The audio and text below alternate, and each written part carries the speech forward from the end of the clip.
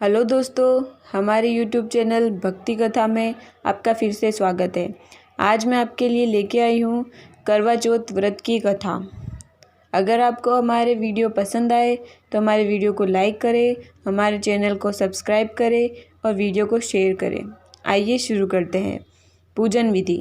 यह व्रत कार्तिक कृष्ण पक्ष की चौथ को किया जाता है।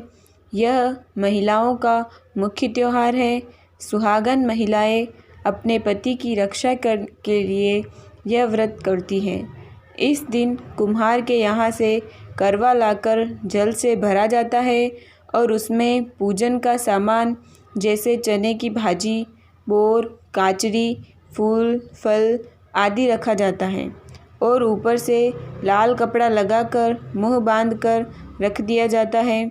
उसके ऊपर मिट्टी के दिए में मिठाई रखी जाती है। दीवार पर चतुर्थी बनाकर शाम को सुहागन महिलाएं चतुर्थी और गणेश जी व करवे की पूजा करती हैं और दिन भर व्रत रखकर रात को चंद्रमा देखकर अर्घ्य देती हैं, फिर भोजन करती है। कई महिलाएं करवों का आदान प्रदान भी करती है। उज्जमन। करवा चौथ के उज्जमन में 16 सुहागन औरतों व एक चांद सूरज को इस प्रकार 17 औरतों को भोजन कराया जाता है जो इस व्रत को करती है।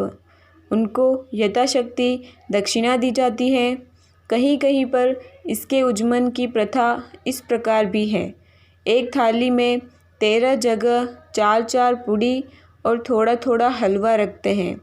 उसके ऊपर एक साड़ी, ब्लाउज़ और रुपए रखे जाते हैं। फिर थाली के चारों ओर रोली चावल से हाथ घुमाकर अपनी सांस को पाव लगाकर दे दिया जाता है।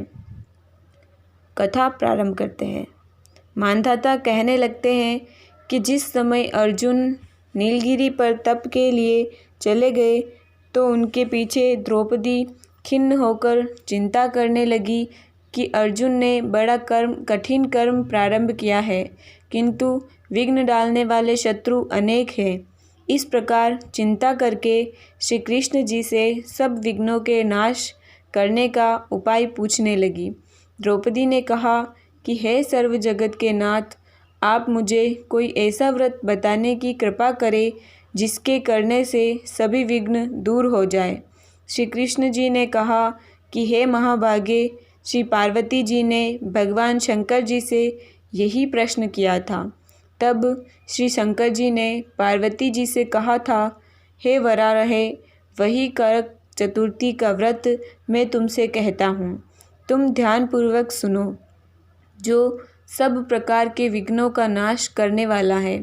श्री पार्वती जी ने कहा कि भगवन, वह करक चतुर्थी का व्रत किस प्रकार का है तथा उसका विधान क्या है और पहले भी उस व्रत को किसी ने किया है?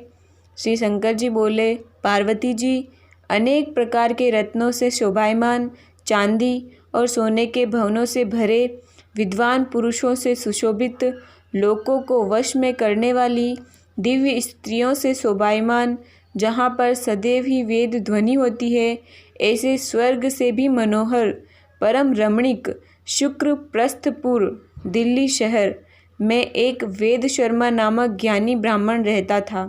उसकी पत्नी का नाम लीलावती था। उसको महापराक्रमी 7 पुत्र और संपूर्ण लक्षणों से युक्त वीरवती नाम की एक कन्या उत्पन्न हुई। उसकी आँख नीलकमल के समान और मुख चंद्रमा के समान था। उसके विवाह के योग्य समय आ जाने पर वेद शर्मा ने एक वेद शास्त्र के ज्ञाता विद्वान ब्राह्मण को विवाह विधि से उसे प्रदान कर दिया। इसके पश्चात वीरवती ने अपने भाइयों की स्त्री भौजाइयों समेत गौरी का व्रत किया। फिर कार्तिक कृष्ण चतुर्थी के दिन व्रतोपवास कर सायकाल में स्नान कर सभी ने भक्तिभाव से वट वृक्ष का चित्र बनाकर उसके नीचे शंकर जी, गणेश जी और स्वामी कार्तिकेय के साथ पार्वती जी का चित्र बनाया और ओम नमः शिवाय इस मंत्र से गंध, पुष्प और अक्षतादि से गौरी का पूजन किया।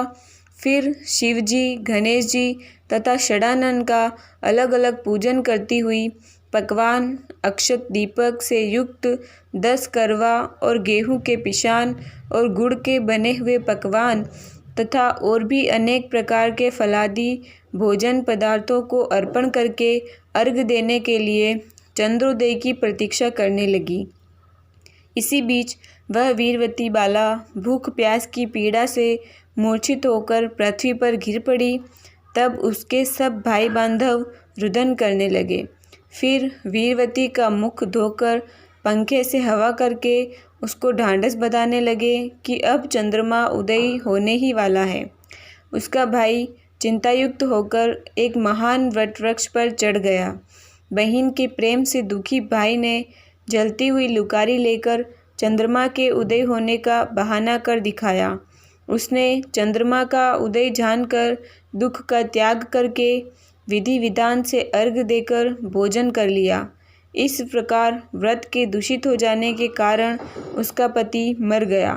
तब वीरवती ने अपने पति को मरा देखकर पुनः शिवजी का पूजन 1 वर्ष तक निराहार व्रत करके किया। वर्ष के समाप्त होने पर करक चतुर्थी का व्रत उसकी भौजाइयों ने किया। वीरवती ने भी पूर्वोक्त विधान से व्रत किया। जब उस दिन देवकन्याओं के साथ इंद्राणी वहाँ करक चतुर्थी का व्रत करने के लिए स्वर्ग से स्वयं वीरवती के पास आई, तब वीरवती ने इंद्राणी से सब बातें पूछी। वीरवती ने कहा कि मैं करक चतुर्थी का व्रत करके अपने पति के घर आई तो मेरा पति मृत्यु को प्राप्त हो गया। मैं नहीं जानती कि किस पाप के कर्म से मुझको यह फल मिला है। हे मातेश्वरी, हमारे भाग्य से आप यहाँ आ गई हैं, सो मेरे पति को जीवित करके मुझ पर कृपा कीजिए। इंद्राणी ने कहा कि शुभे, गत वर्ष जो तुमने अपने पति के घर में करक चतुर्थी का व्रत किया था तो बिना चंद्रमा के उदय हुए ही तुमने अर्घ दे दिया था। इसी व्रत से दूषित हो गया था और तुम्हारा पति मृत्यु को प्राप्त हो गया। अब तुम यत्न के साथ इस करक चतुर्थी का व्रत करो। तत्पश्चात इस व्रत के प्रभाव से मैं तुम्हारे पति को जीवित कर दूंगी। श्री कृष्ण जी कहने लगे, हे द्रौपदी, इंद्राणी के वचन सुनकर वीरवती ने विधानपूर्वक व्रत किया। इस प्रकार उसके करक चतुर्थी का व्रत करने से इंद्राणी ने प्रसन्न होकर जल के द्वारा अभिसिंचन कर उसके पति को जीवित कर दिया। वह देवता के समान हो गया। इसके पश्चात वीरवती अपने पति के साथ घर आकर आनंद करने लगी। वीरवती के व्रत के प्रभाव से उसका पति धन, धान्य, पुत्र तथा आयु को प्राप्त हुआ। इसलिए तुम भी इस व्रत को यत्नपूर्वक करो। सूत जी कहने लगे, हे ऋषियों, इस प्रकार श्री कृष्ण जी के वचनों को सुनकर द्रौपदी ने करवा चौथ व्रत को किया, जिसके प्रभाव से पांडवों ने संग्राम में कौरवों को जीतकर अतुलनीय राज्य को प्राप्त किया, जिससे उनका सब दुख जाता रहा। ओम नमः शिवाय।